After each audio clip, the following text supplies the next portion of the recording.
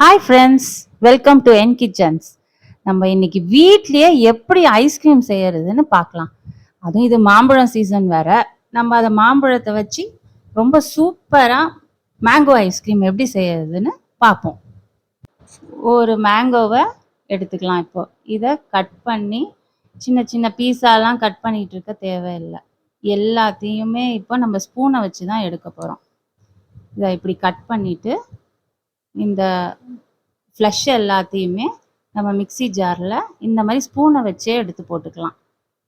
எல்லா ஃப்ளஷ்ஷுமே இதே மாதிரி எடுத்து போட்டுக்கோங்க, ஈஸியாக இருக்கும் போடுறதுக்கு.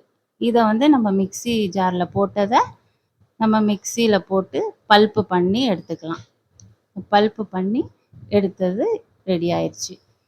இப்போ நம்ம ஃபஸ்ட்டு விப்பிங் க்ரீமை எடுத்து இந்த பவுலில் போட்டுக்கலாம். 1 கப் போட்டிருக்கோம்.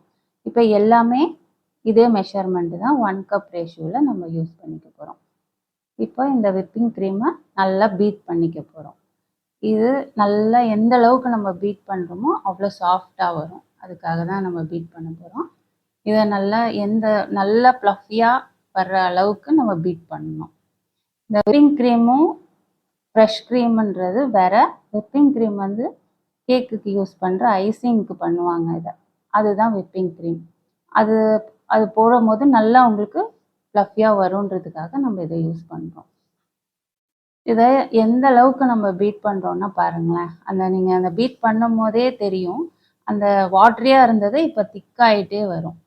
நல்லா திக்காகி அந்த ஃப்ளஃபியாக வர்ற அளவுக்கு நம்ம பீட் பண்ணணும்.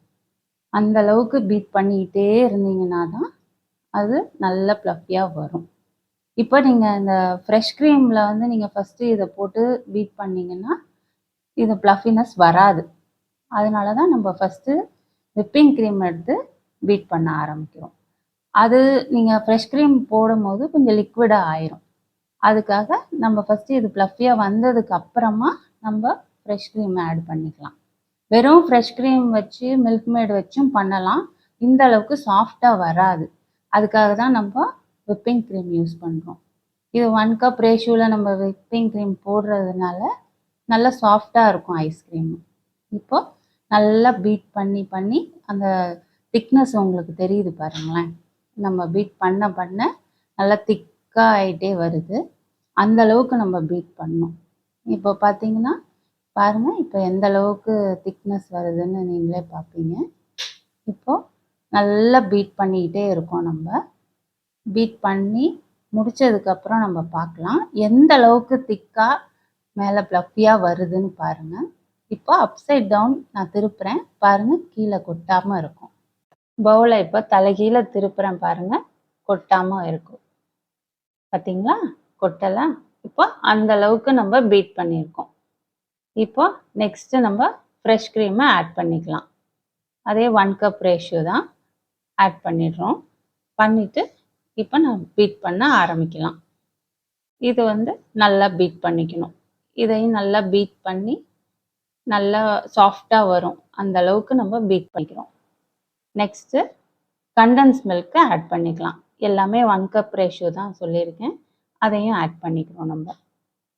இதையும் நம்ம பவுலில் போட்டுட்டு நெக்ஸ்ட்டு இதையும் பீட் பண்ண ஆரம்பிக்கிறோம். இதையும் நல்லா நம்ம பீட் பண்ணிக்கிறோம். எல்லாமே ஒன்றா சேர்கிற அளவுக்கு பீட் பண்ணால் போதும். நம்ம விப்பிங் க்ரீம் பீட் பண்ணுற அளவுக்கு இதெல்லாம் பீட் பண்ண தேவையில்லை. இப்போது நெக்ஸ்ட்டு நம்ம பல்ப்பை ஆட் பண்ணிக்க போகிறோம். லாஸ்ட்டாக பல்ப்பை ஆட் பண்ணிவிட்டு ஒரு வாட்டி பீட் பண்ணிக்கலாம். இப்போ மிக்சியில் போட்டு எடுத்த பல்ப்பை நம்ம இதோட ஆட் பண்ணிக்கிறோம். இதில் உங்களுக்கு இந்த ஸ்வீட்னஸ் பத்தலை, கண்டன்ஸ் மில்கில் இருக்கிற ஸ்வீட்னஸ்ஸு போதும்னு நினைக்கிறவங்க இதை அப்படியே விட்டுறலாம். இல்லை கொஞ்சம் ஸ்வீட்டாக வேணும் அப்படின்னா இந்த பல்ப்போடையே கொஞ்சம் சுகர் நீங்கள் ஒரு 2 டீஸ்பூனும் ஆட் பண்ணி கூட இதை சேர்த்துக்கலாம். அப்போ இன்னும் கொஞ்சம் ஸ்வீட்டு ஜாஸ்தி இருக்கும். இதை இப்போ நல்லா நம்ம மிக்ஸ் பண்ணி நல்லா பீட் பண்ணிக்கிறோம். பார்த்தீங்களா, இப்போ கொஞ்சம் வாட்டரியாக தான் இருக்கும். ஆனால் உங்களுக்கு சாஃப்டாக இருக்கும் நம்ம விப்பிங் க்ரீம் போட்டதுனால. அதனால் வாட்டரியாக இருந்தால் பரவாயில்ல, அதனால தப்பு கிடையாது. நீங்கள் அதை பீட் பண்ணி எடுத்துக்கிட்டால் போதும். இப்போ நம்ம ஒரு இதை கண்டெய்னரில் மாற்றிக்கலாம். இப்போ நல்லா இப்போ வந்து நீங்கள் வேணும்னா மேங்கோ எசன்ஸ் கூட ஆட் பண்ணிக்கலாம். இப்போ நான் இது நேச்சுரலாக இருக்கணுன்றதுக்காக நான் வந்து எசன்ஸ் ஆட் பண்ணலை. நீங்கள் வேணும்னா ஃப்ளேவருக்காக எசன்ஸ் கூட ஆட் பண்ணலாம், மேங்கோ எசன்ஸ். இப்போ இந்த கண்டெய்னரில் நம்ம மாற்றிக்கலாம். இந்த கண்டெய்னரில் நம்ம ஃபுல்லாக போட போகிறோம். இதை ஃபில் பண்ணி நம்ம ஃப்ரீசரில் வச்சிடலாம்.